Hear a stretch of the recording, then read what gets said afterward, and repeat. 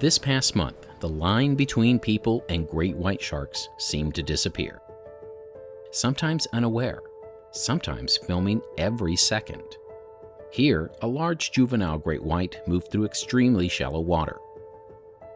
Regular viewers may recognize her. She's been here for months. Her name is Tina, and she seems to be comfortable around humans. But curious humans also seem comfortable around her. These folks had no problem approaching her in the very shallow water. But Tina is startled and changes course. Maybe she's not so comfortable after all. On the same day, a jet skier notices a smaller shark and stops abruptly before moving in for an even closer look.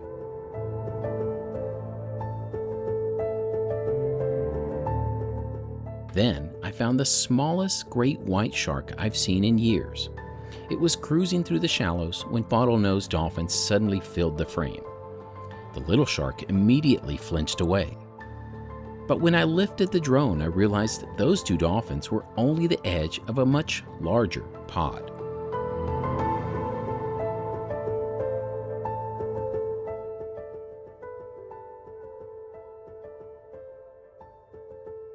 Later, 4 dolphins approached another juvenile.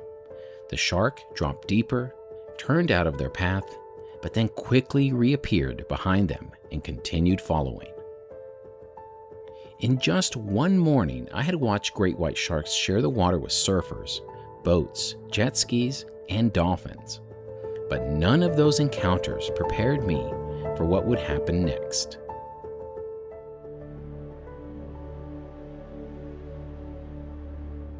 One swimmer, 3 great white sharks approaching, and before this encounter was over, there would be 6 sharks nearby.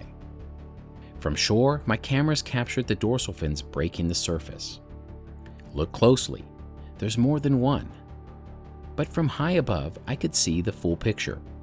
The swimmer had 6 great white sharks around him.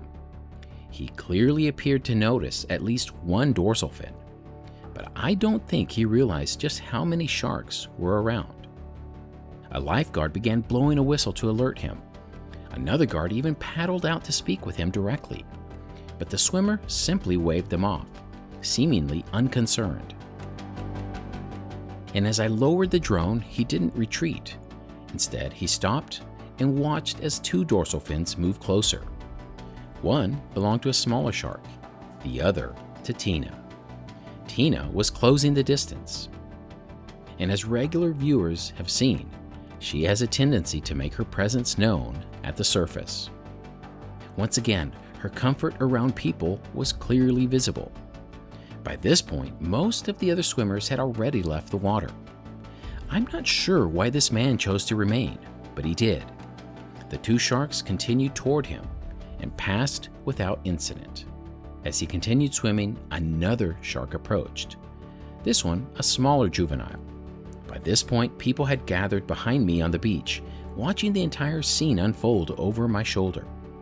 And then he dove beneath the surface, without a care in the world. I honestly don't think he realized the other sharks are still nearby, but they were, and one of them was about to come extraordinarily close.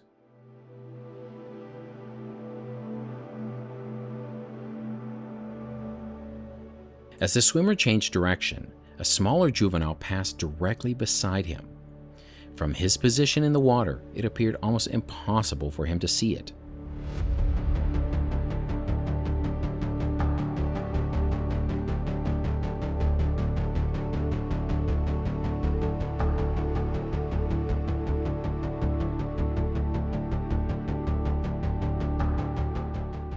Then the shark did something I've witnessed many times before. It turned back.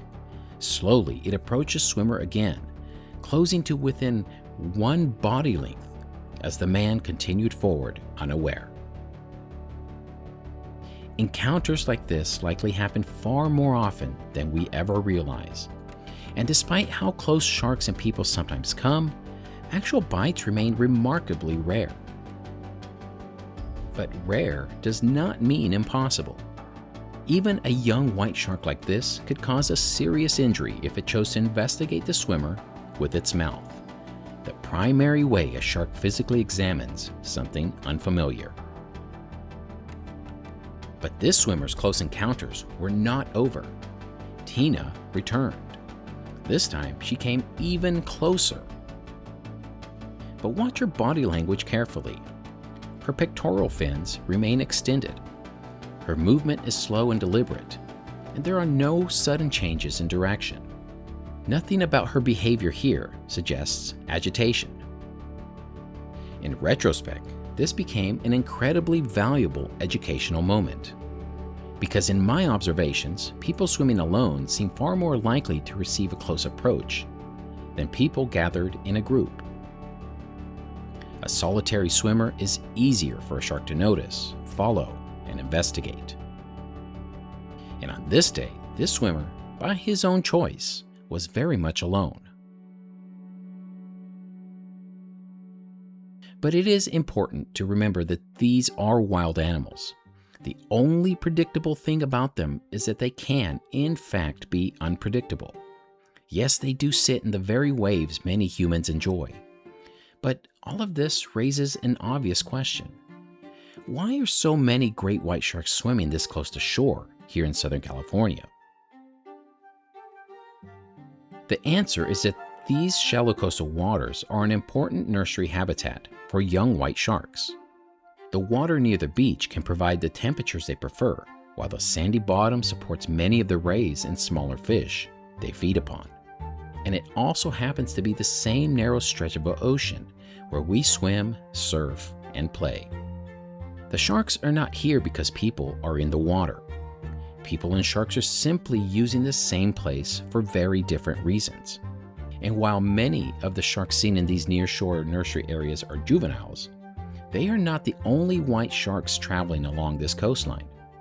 Very large adult sharks also pass through these same waters, sometimes on a daily basis, and may come very close to shore, closer than most people realize. And juvenile does not mean harmless. These are still wild predators, capable of changing speed and direction in a fraction of a second. One moment, a shark can appear calm. The next, it can explode through the shallows in pursuit of a ray. And even after a slow, cautious inspection, its behavior can change almost instantly. I've seen this firsthand. This young shark approached my camera calmly, examined it closely, and then turned on a dime and bit it.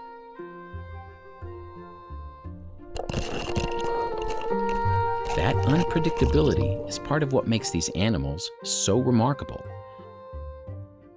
Their calm should never be mistaken for weakness, and their tolerance should never be mistaken for predictability. Perhaps the remarkable thing is not that white sharks come so close to shore. It is how often they are already here, and how rarely we ever know it. Thanks for watching.